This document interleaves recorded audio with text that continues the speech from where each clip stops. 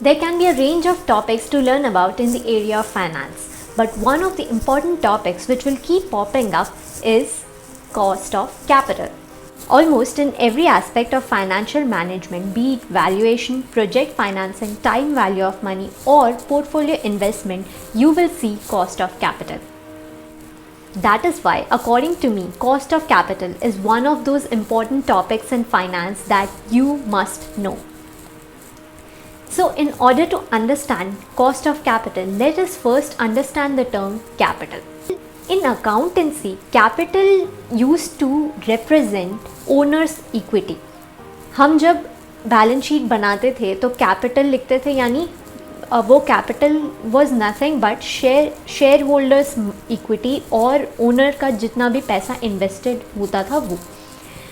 उसके नीचे balance sheet में आता था long term date. That was a different heading. It was not included in capital पर से. But in finance, when I say capital, it represents both owner's funds as well as long-term debt. यानी कि capital is nothing but a representation of long-term sources of funds which are invested in long-term assets to generate revenue. So इससे ये clear हो जाता है कि finance में capital is divided into internal capital and external capital. Internal is हमारा owner's equity and external is the long term debt. External source of funds means हम company के बाहर से पैसा acquire कर रहे हैं.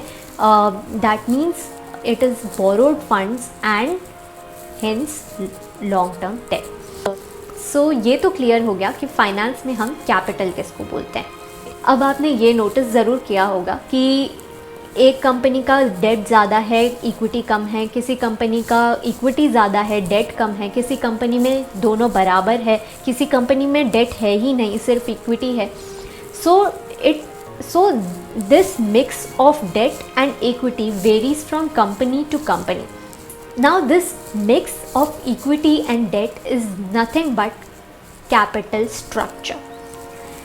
Capital structure is a fancy term that we use for this combination of debt and equity.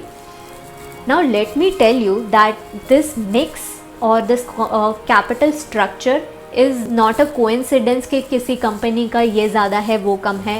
It is not a coincidence. It is not a random structure. No. Companies ऐसा बिल्कुल नहीं करती हैं कि उनको फंड्स चाहिए तो उनके पास दो ऑप्शंस हैं, इंटरनल एक्सटर्नल, तो आँख बंद करके कोई भी चुन लो. ऐसा नहीं होता है. Companies arrive at this capital structure after various deliberations, calculations and it is an important financial decision. वो ऐसे ही नहीं लेते हैं. So before we discuss how a company arrives at this capital structure, let us first understand the pros and cons of our different sources of funds. पहले हम discuss करते हैं internal sources of funds, यानी कि हमारा owners equity. अब जब हम owners equity की बात करते हैं, so this source of fund is more expensive because हमारा जो equity है it is high risk and high return financial instrument. तो हमारा जब भी इक्विटी शेयर्स की हम बात करते हैं, higher risk, higher return and all those things, since the risk is high, returns are also high. हमारे जो भी कंपनी के जो भी इक्विटी इन्वेस्टर्स होंगे, they will demand more return for their higher risk taken. That is why equity is expensive because उनके लिए हमें ज़्यादा रिटर्न्स जनरेट करने पड़ेंगे. ऑन द अदर हैंड, अगर मैं एक्सटर्नल सोर्सेज ऑफ फंड्स यानी कि बोरोड डेट यानी लॉन्ग टर्म डेट की अगर बात करूं, तो this is more cheap as compare to equity because उसमें हमारा रिस्क थोड़ा कम हो जाता है. बिकॉज बैंक्स जो हैं वो एक फ़िक्स्ड इंटरेस्ट रेट मांगते हैं. Their return is fixed and since return is fixed, तो as lenders we feel secure कि या कुछ भी होगा हमें अपना रिटर्न मिलेगा.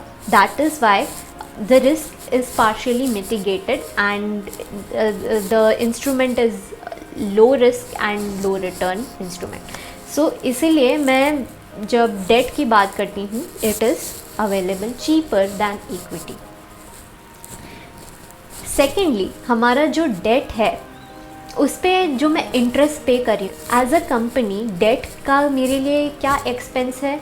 इंटरेस्ट. मुझे हर साल हर महीने जो भी है मुझे एक पर्टिकुलर अमाउंट ऑफ इंटरेस्ट पे करना पड़ेगा. सो ये जो इंटरेस्ट होता है that is tax deductible. If you have studied accountancy you must have made hundreds of P&L and आपने उसमें देखा ही होगा कि हमेशा टैक्स डिडक्ट करने से पहले इंटरेस्ट डिडक्ट होता है. इन द सेंस कि जब भी हम फाइनल प्रॉफिट अराइव करते हैं to calculate the tax on, उस प्रॉफिट में से हमारा इंटरेस्ट ऑलरेडी डिडक्ट हो चुका होता है. यानी कि मुझे उस इंटरेस्ट की वजह से टैक्स कम पे करना पड़ेगा क्योंकि ऑलरेडी मेरा इंटरेस्ट मेरे रेवेन्यू में से डिडक्ट हो चुका है. So because of that, the amount of tax which I have to pay is lesser than before. अगर यहीं मेरा इंटरेस्ट एक्सपेंस ना होता तो मेरा टैक्स एक्सपेंस ऊपर चला जाता. Because my profit before tax it increases. So because of this, interest is called tax deductible expense. जो भी है it decreases my amount of tax. This is another advantage of my external funds. But ऐसा तो सब सोचेंगे कि अरे date cheap है, why not only take debt? मैं सिर्फ डेट लेके ही कंपनी क्यों नहीं चला सकता? Because excess of debt causes higher credit risk for the company. आपने अकाउंटेंसी में भी पढ़ा होगा, date equity ratio is very crucial. अगर वो रेशियो हद से ज़्यादा बड़ा होता है तो it is very harmful for the company. सब बेसिकली इसीलिए होता है बिकॉज अगर कंपनी लोन लेती जाएगी तो उसका रीपेमेंट कैपेसिटी कम होती जाएगी. सो इसीलिए एक पॉइंट ऑफ टाइम के बाद that is harmful for the business. इसीलिए इक्विटी और डेट का सही बैलेंस होना बहुत ज़रूरी है. एंड ऐसा भी नहीं है कि कोई एक स्टैंडर्ड होता है कि इतना इक्विटी इतना डेट और एज पर स्टैंडर्ड्स होना ही चाहिए कि 1:1 is the standard debt equity ratio. That is completely wrong because ये capital structure is also partly dependent on the industry standards as well. Let me give you an example. Telecommunication industry requires a high level of debt. अगर आप Bharti Airtel की balance sheet उठा के देखेंगे, it is full of debt.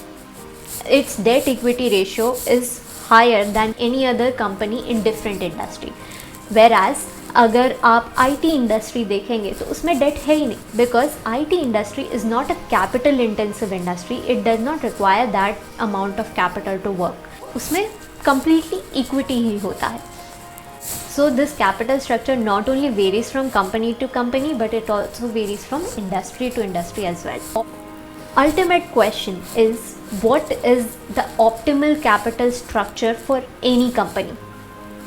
The optimal capital structure is the capital structure where the cost of capital is minimum. किसी भी business का यही ऑब्जेक्टिव होता है कि जितना भी एक्सपेंस लग रहा है किसी भी चीज़ में, उससे ज़्यादा वो रेवेन्यू जनरेट करे. यूजुअली बिजनेसेस यही ट्राई करते हैं कि उनका कॉस्ट सबसे मिनिमम हो और उनका रेवेन्यू मैक्सिमम हो.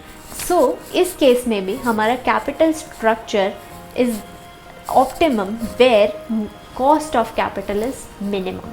Now since various sources of funds have different costs associated to it, जैसा कि मैंने बोला कि equity expensive है, debt cheaper है, दोनों के अलग अलग costs हैं. So the overall cost of capital is arrived at by finding the weighted average cost of both of these things. इसको हम बोलते हैं weighted average cost of capital. It's nothing but हमारा जो नॉर्मल वेटेड एवरेज मीन का जो formula है वो अप्लाई करके I find the average cost of capital. So ये जो weighted average cost of capital है, ये जिस भी कैपिटल स्ट्रक्चर में सबसे मिनिमम है वो कैपिटल स्ट्रक्चर हमारा ऑप्टिमम है. In the next video, I will talk in detail about cost of debt, cost of equity and how to arrive at it. So I hope you liked this video and I hope this gives you a better understanding of capital structure. Until then, see you guys next time. Please like, share, subscribe and do comment your doubts or any other topic that you want to discuss. Thank you guys for watching. See you next time.